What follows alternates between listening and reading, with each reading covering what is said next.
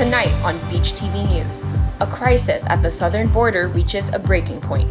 9,000 migrants arriving in just 24 hours has left border towns in chaos. Mexico now weighing in on attempts to stop migrants from arriving at the border. Plus, this just in, a tentative deal has been reached between writers and the studios, but actors are still facing obstacles of their own. Our reporter's on the scene and has the latest details.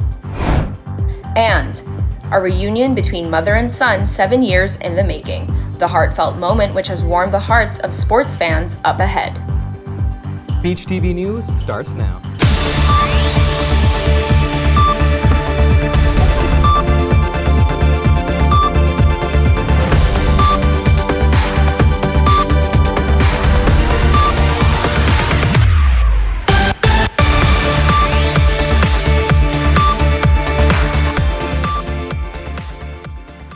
Welcome to this edition of Beach TV News. I'm Kevin Fernandez. And I'm Raya Torres. Beach TV News is brought to you by the broadcast journalism students at Cal State Long Beach.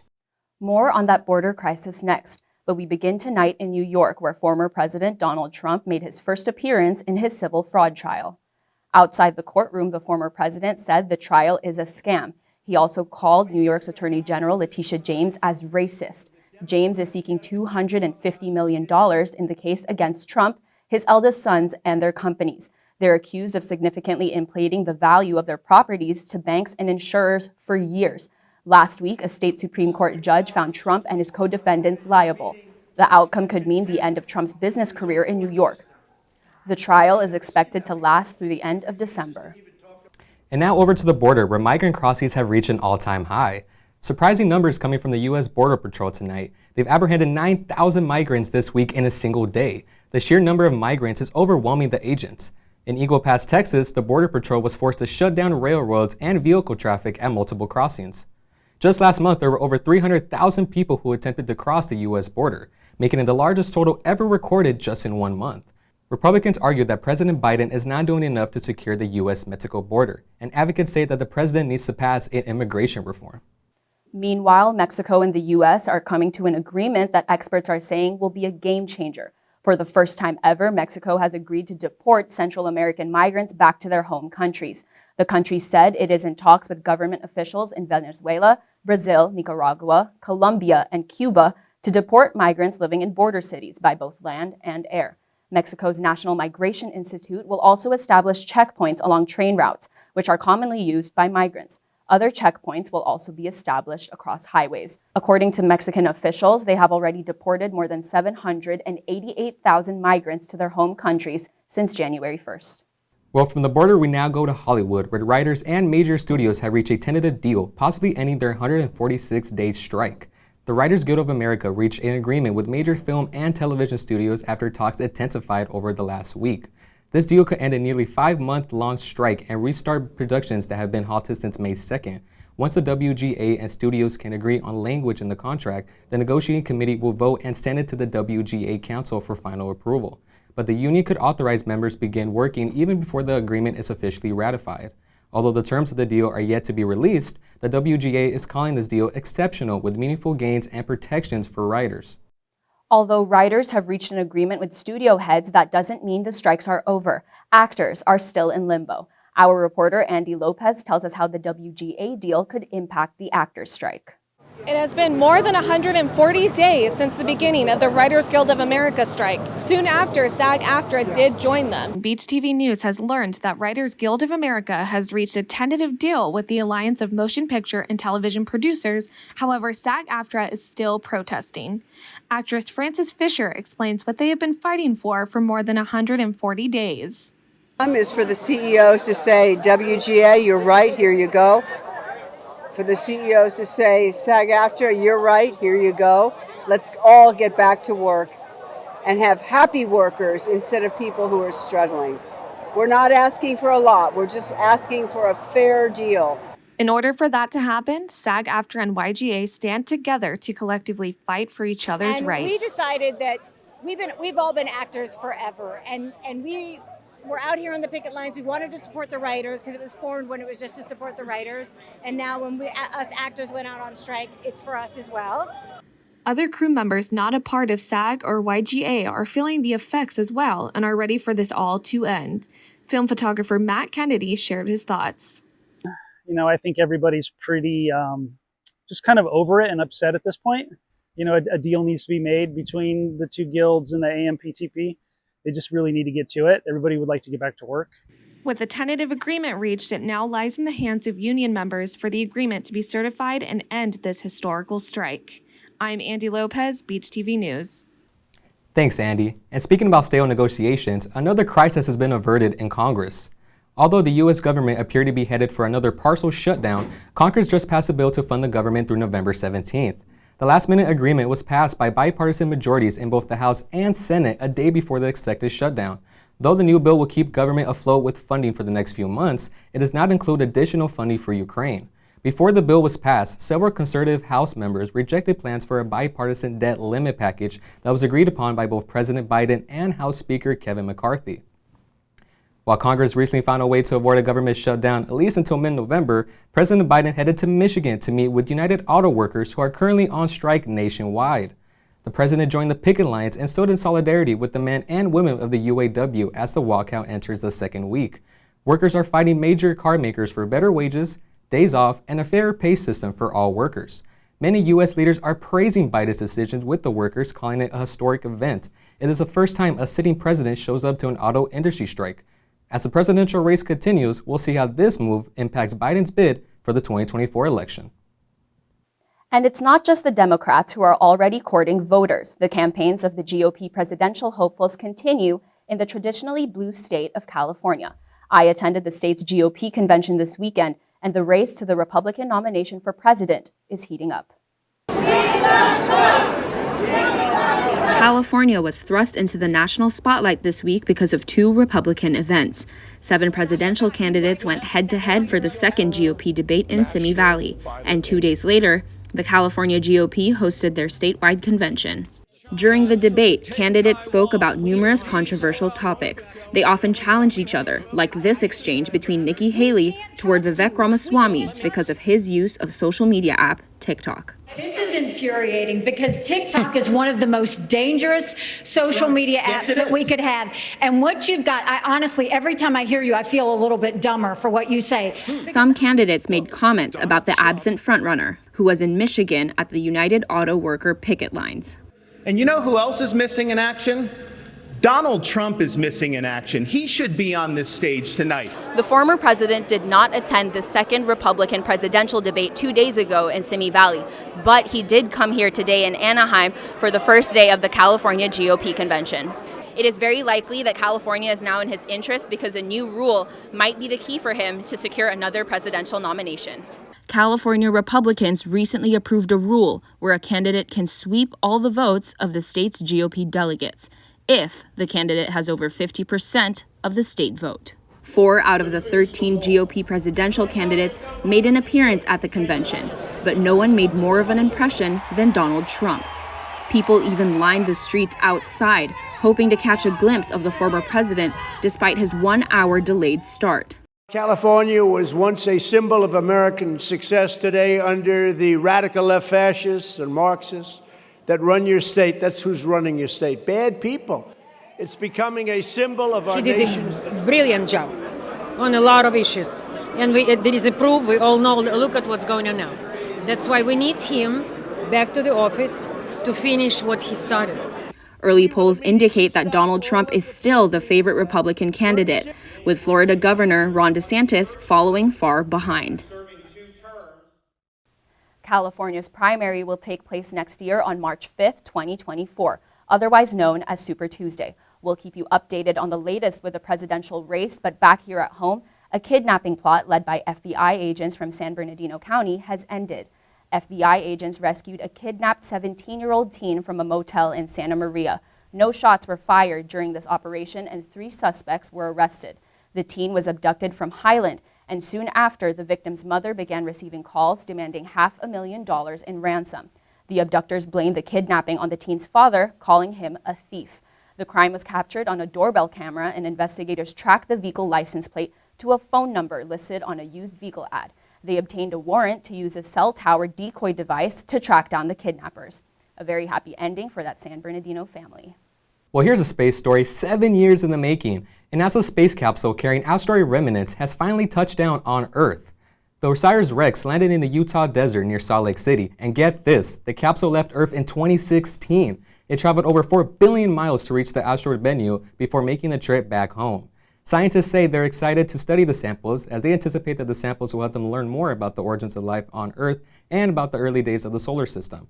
The capsule will be transported to NASA's Johnson Space Center in Houston, and the main spacecraft will resume its journey to capture more samples from different asteroids. 7 years in the making? You gotta love science. Well, it's time for a break, but when we return... Sick of city and traffic? What if you could fly to work? Well, it's not unbelievable as you think. We'll explain after the break. Plus, our reporter takes us inside a nonprofit changing lives one runner at a time. Victor deployed for the first time to Afghanistan in 2003. At 4 a.m, my phone rang. They said, "I regret to inform you that your husband was wounded in action." Victor sustained a moderate traumatic brain injury. I was doing school full-time, and I was also then caring for Victor. One of the most important elements of caregiving is taking care of yourself. I just didn't want to forget that I also had goals and that I also had a life. What I did is I challenged Victor to meet me halfway.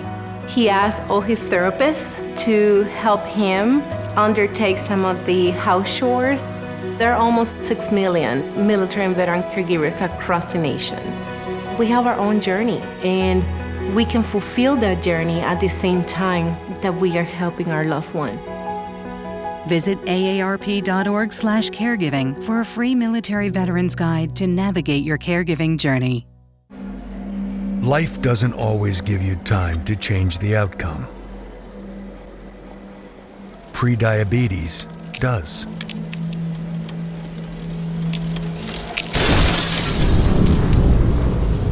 One in 3 adults has prediabetes, and you could be one of them. There are usually no signs for prediabetes, so it's important to understand your risk. With early diagnosis, prediabetes can be reversed, and you can change the outcome. Take the 1-minute prediabetes risk test today. Go to doihaveprediabetes.org.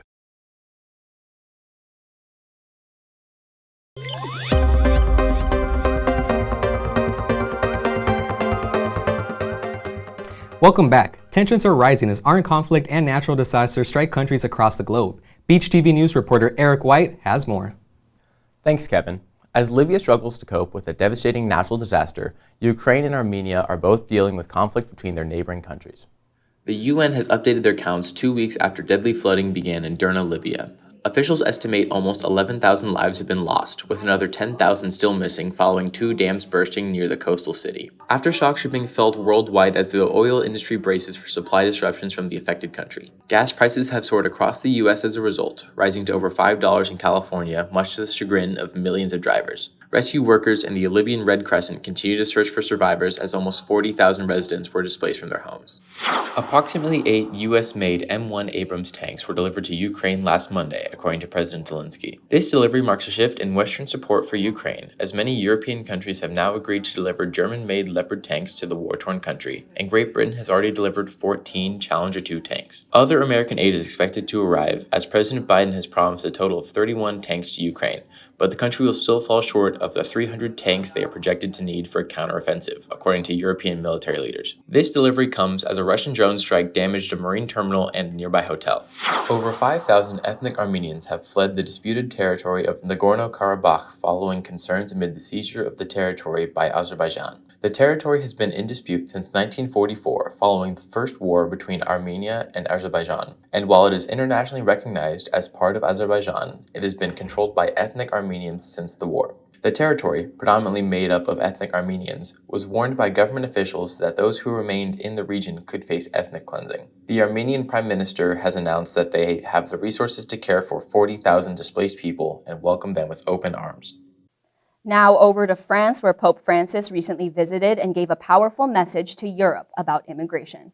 The Holy Leader urged French President Macron and other European leaders to open their ports to migrants who are fleeing from poverty and war in their home countries. The Pope visited the French port city of Marseille and criticized countries who are using, quote, alarmist propaganda to close their ports and shun migrants away. This includes the French government, which recently tightened its border to migrants crossing over from Italy. Pope Francis's presence drew crowds of over 150,000 people. His visit comes on the heels of an alarming number of migrants drowning on their way to Europe. Well, those of us who live in Los Angeles have probably wished once or twice that we could fly over all the other cars on the freeway, right?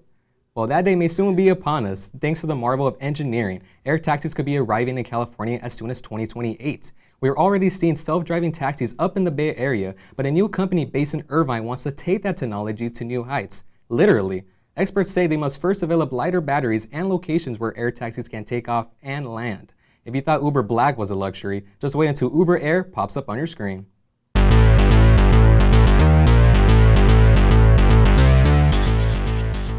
College and professional football teams are rewriting history this season, and a touching family reunion warms the hearts of many at Dodger Stadium. Christina Ramirez has more on this. Thank you, Raya. College football, the NFL, and the MLB are making noise this season by giving us sports fans thrilling headlines on and off the field. Let's take a look. Just as Deion Sanders begins to get comfortable in Colorado, the Oregon Ducks tackle the Buffalo's unblemished record. Star quarterback Bo Nix led the Ducks to a 42-6 victory in front of a home crowd at the Autzen Stadium on Saturday. One loss doesn't compare to what Sanders, also known as Coach Prime, has done with all of college football though. He's led his team to an upset victory over TCU in their season debut, breaking viewing records on Fox Sports and bringing in almost $18 million to the city of Boulder in their following game against Nebraska. Their third game versus Colorado State broke an ESPN record by reeling in 9.3 million viewers during double overtime, making it the most watched college football game in history. Sanders' ambition encouraged a Nike collaboration with Colorado's merchandise, and for the first time since 1996, season tickets sell out at the university. Talk about primetime. Sanders' influence goes beyond revamping a team that was 1-11 in the previous season. Can he turn this loss around like he's done with the program? In the topic of breaking records, the Miami Dolphins splashed their way to a masterclass performance over the Denver Broncos with a final score of 70-20. This is the first time since 1966 an NFL team has scored 70 points in a game. Dolphins quarterback Tua Tagovailoa polished off a perfect first half with 16 of 16 passes for 206 yards, leading his team 35-13. He's the first quarterback in 32 years to complete 15-plus passes for 200 yards without an incompletion by halftime. Tagovailoa's performance helps Miami set a franchise record for 726 total yards, the most ever in a game. Don't be surprised if he becomes MVP. The real MVP is Brusdar Graterol as he pitches in front of his mom for the first time professionally. Emotions were high at Dodger Stadium as they haven't seen each other for 7 years. The Dodgers star pitcher says he's been trying to get her a visa for a handful of years now. Their dreams finally came true after getting news that a document was approved. Ismalia still lives in Venezuela, but is planning on staying in Los Angeles until the end of the season. She says she's proud to have Graterol as her son, and finally being with him is a level of happiness she can't describe. We hope to see her around this postseason. After being 7 years apart, I'm so glad Graterol and his mom are finally able to spend some quality time together. Stay tuned for our next sports segment, where we'll update you on the MLB postseason. Now back to you guys at the news desk. Well, speaking of endurance, this school semester marks another year of Student Run LA. More than 3,000 kids across SoCal are training to run in the annual LA Marathon. BTVN reporter Marvin Andrade shows us how a group of students are achieving a milestone as they cross the finish line. As many students leave school, these groups of students choose to stay. They're preparing themselves for quite a running journey. Students Run LA is a non-profit helping at-risk youth across Southern California. The program trains students to run the annual LA Marathon, but the goal is only a tool used to empower students like Valerie Hernandez. She is learning valuable skills that go further than 26.2 miles. To never back down and never give up. It's this exact feeling that gives coaches the drive to volunteer with the program. Way to go! Super strong today! Mr. Andres Favelas shares his excitement when a student finishes a marathon. Yeah, it's definitely very, very emotional to cross the finish line with them, and that all of us did this together. Some of Favela students will be experiencing their first marathon, like 9th grader Andrew Torres. First marathon, so nervous, right? But I think I got it. These runners from Fairfax High School still have a long road ahead of them, literally. These next 6 months will be no different than today. The mental endurance and discipline to reach their goal. Great, I know they get the skill set of determination, they get the skill set that they're never gonna give up. Reporting from the Fairfax District, I'm Marvin Andrade. Thanks, Marvin. Speaking of athletes, did Taylor Swift just manifest her next relationship on NFL Sunday? The pop singer was spotted this weekend cheering on Chiefs superstar player Travis Kelce, a moment that has gone viral all over social media. Swift is seen sitting next to Kelce's mom, Donna, which left many fans wondering if the two might be dating. Now, the tight end has publicly expressed his affection for Swift on his podcast, and it appears that the pop star doesn't mind. After securing a win against the Chicago Bears, Kelce celebrated with Swift by his side. Whether Kelce and Swift are dating or not, one thing's for sure. Fans are in love with the idea of these two regardless. It's that time again, but when we return. Oh my gosh, we're so in love with the big reveal of who's headlining the Super Bowl halftime show. Plus, SOS. One famous couple is heading down a rocky road in their marriage. Those stories plus more up next.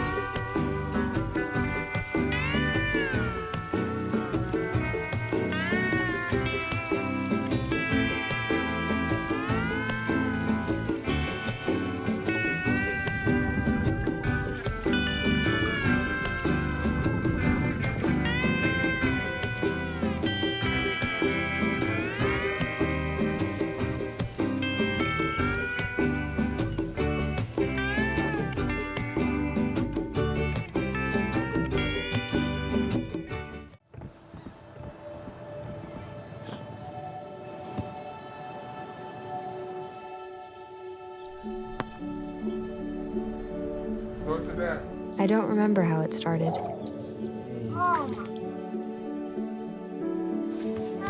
Our back and forth. Victory. Fumble. Repeat. It always came back.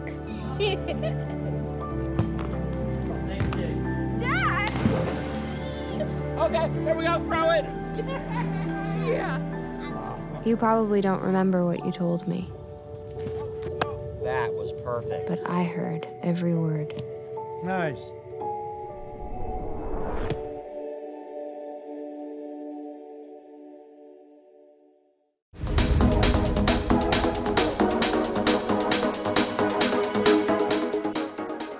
Eight-time Grammy-winning singer Usher has been announced as a Super Bowl headliner in Las Vegas. And oh my gosh, we are so in love. In a star-studded announcement, the NFL released 4 commercials with Kim Kardashian, Marshawn Lynch, Deion Sanders, and none other than the headliner himself, Usher. The commercial was a spoof on his Confessions music video. Usher was previously rumored to be the performer as he extended his Las Vegas residency show. Fans are excited about the news as they can't wait to see who he plans to bring on stage and what he plans to do. In other entertainment news, legal troubles, divorces, and internet crashes, Roberta Frame has the latest stories from Hollywood. Roberta? Thanks, Kevin. That's right. Celebrities are going to court and crashing the internet. See which stars are shaking up Hollywood. Russell Brand, the British actor and comedian, is now under investigation by the UK police. This comes after 4 women have accused him of sexual assault. Brand has responded recently, posting a video online not only denying any wrongdoings, but also claiming that every relationship he had was consensual. These 4 allegations took place between 2003 and 2013. As this is still under investigation, Brand's upcoming live UK comedy tour was cancelled, and Paramount Plus has even removed all content featuring the actor. While Russell Brand isn't the only one who's going to see a courtroom, Joe Jonas and his wife, Sophia Turner, are headed down a turn in their marriage. Actress Sophia Turner has filed a lawsuit against her husband, claiming that their 2 daughters should return to England with her. She says that they should not be in New York with Jonas, but Jonas refused to exchange their passports when they met after their return. Initially, Jonas had planned to co-parent together with Turner, but he recently filed for divorce in early September after being married for 4 years. Talking about loose ends, let's dive deeper into solving the missing piece for these Swifties. Taylor Swift teamed up with Google to post puzzles online for fans to solve and reveal the titles of unreleased tracks. Due to the collective efforts of many Swifties, Google experienced a temporary crash after fans solved 33 million puzzles. Swifties revealed 4 mystery tracks, and there is still 1 more to be unlocked. The album 1989 Taylor's version will be released on October 27th. Wow, Taylor fans can definitely take the internet down. And that's all for Entertainment News today. I'm Roberta Frame, back to you guys. Thanks, Roberta. We end tonight with an adorable record, which is broken 1 paw at a time. 219 fluffy puppies attended an outdoor showing of the new Paw Patrol movie. This number set a Guinness World Record for the most dogs to attend a film screening. The previous record was 119 dogs in October of 2022. Los Angeles' Griffith Park was wagging with fun and set a perfect expectation for the upcoming national release, which is scheduled for Friday, September 29th. Fans are eager to watch their animated canine pals back in action. I don't know about you, Kevin, but the next time there's a film screening with that many dogs, count me in. Yeah, I'll join you too. And with that, we reach the end of this edition of Beach TV News. I'm Raya Torres. And I'm Kevin Fernandez. Remember, Long Beach, you can be part of the conversation too. Check us out on our social apps at Beach TV News. Tap that like button and let us know which was your favorite story. From all of us at Beach TV News, good night, Long Beach.